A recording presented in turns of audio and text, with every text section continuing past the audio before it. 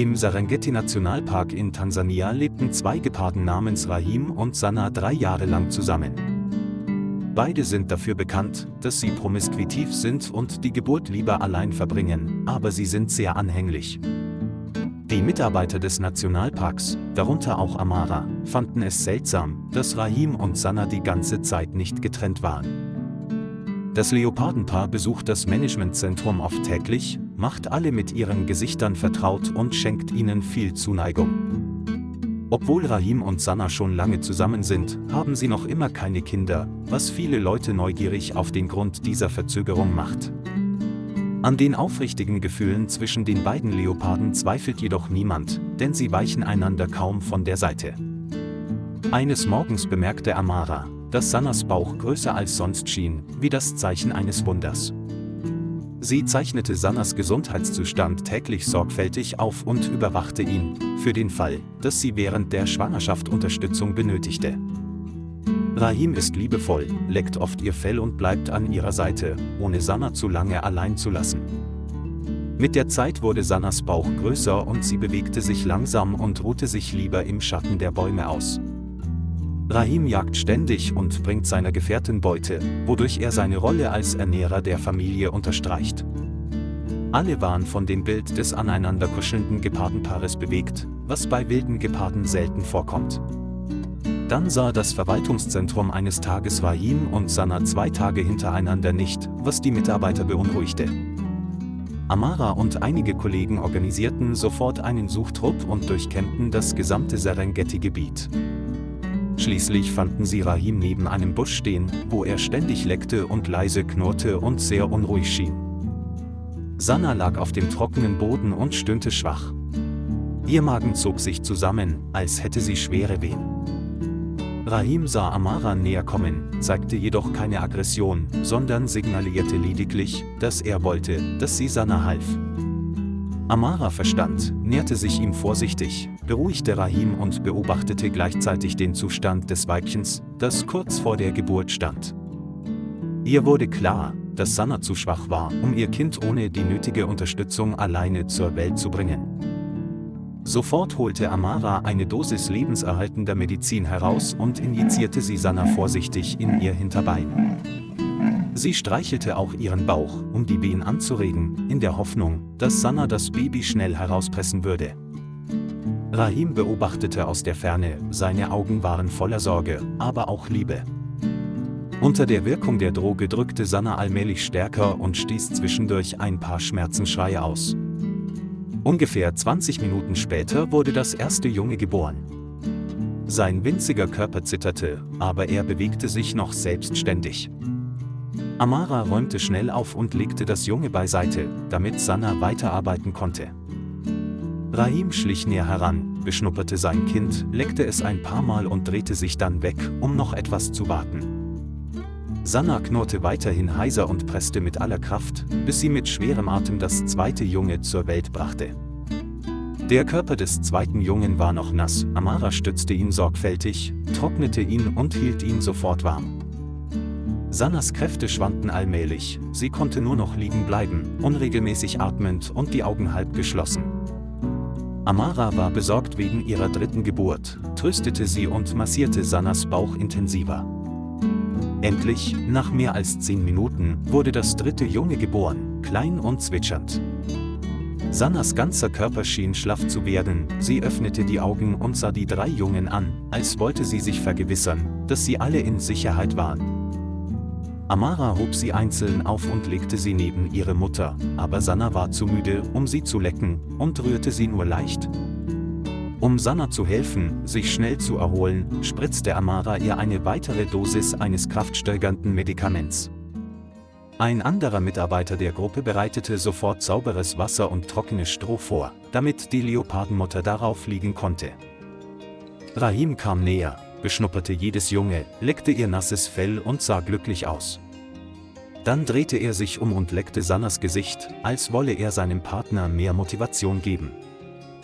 Amara schlug vor, in der Nähe eine kleine Holzhütte zu bauen, in der die Leopardenfamilie vorübergehend unterkommen könnte. Alle packten schnell mit an, sammelten Holz und Stroh und errichteten einen einfachen, aber gemütlichen Unterschlupf. 3 Junge wurden in das Nest gelegt und ihre schwachen Schreie hallten durch die Wildnis.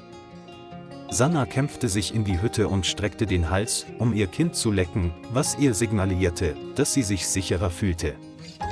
Rahim ging auf und ab, hielt Wache und war bereit, das neu gebaute Nest zu beschützen.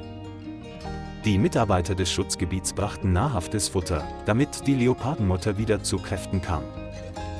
Rahim aß zuerst ein paar Bissen und überließ dann das meiste Sanna, womit er seine nachdenkliche Rolle unter Beweis stellte.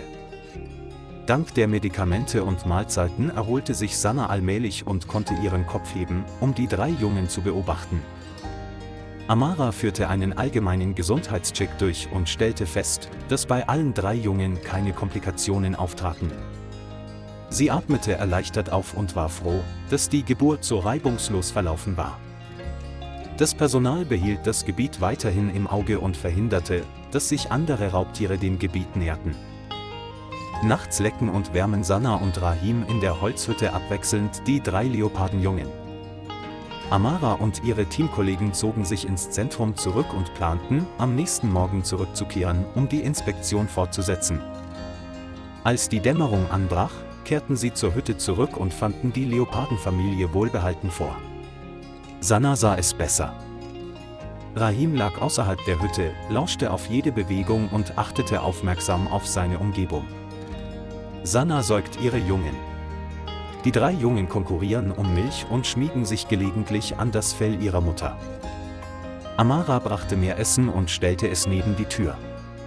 Rahim knurrte leise und zog das Fleisch hinein. Sie vermeiden Lärm und geben der Leopardenfamilie einen ruhigen Raum, insbesondere wenn die Jungen noch zu jung sind. Viele neugierige Touristen hörten die Neuigkeiten und kamen zu Besuch, dürften sich jedoch aus Sicherheitsgründen nicht nähern. Die Geschichte des treuen Leopardenpaares in der Serengeti verbreitete sich im gesamten Reservat und wurde berühmt. Die Leute nennen es eine seltene Leistung in der Gepardenwelt. Auch Amara selbst war gerührt, da sie direkt zu Sannas erfolgreicher Geburt beigetragen hatte. Die 3 winzigen Leopardenjungen bekamen von ihr und ihren Kollegen freundliche Namen.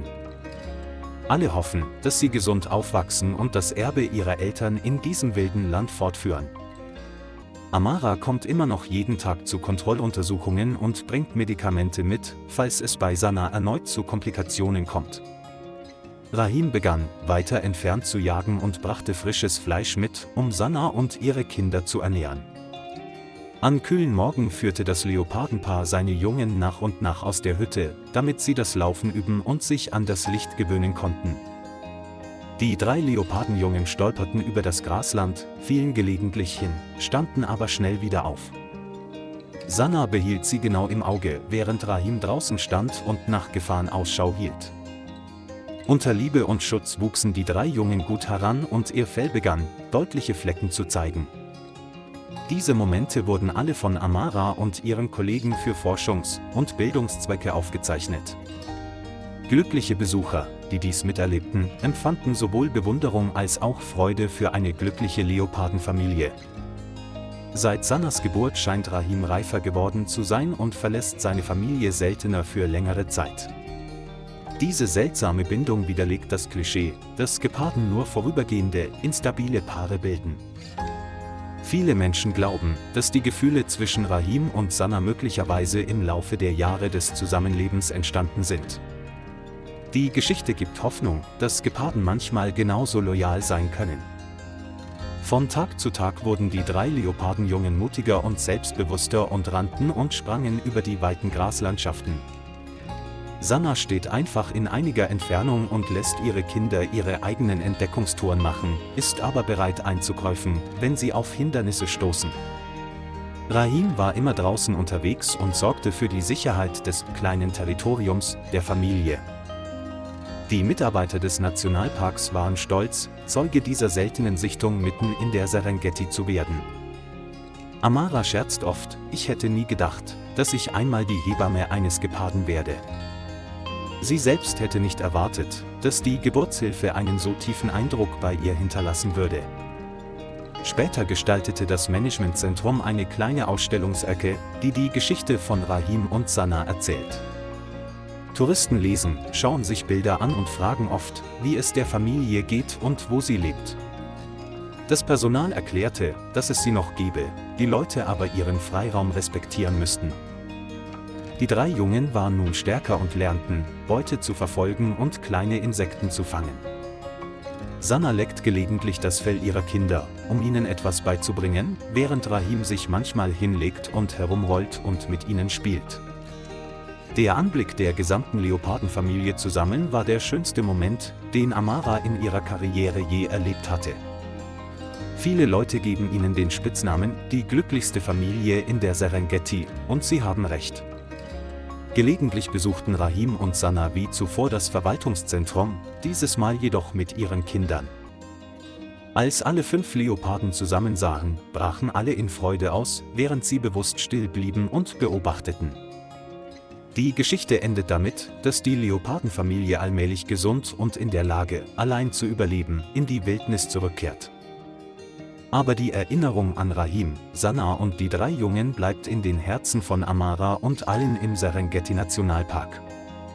Lieber Freund, danke, dass Sie sich die Zeit genommen haben, die Geschichte zu verfolgen. Vergessen Sie nicht, den Kanal zu liken und zu abonnieren, um uns zu unterstützen.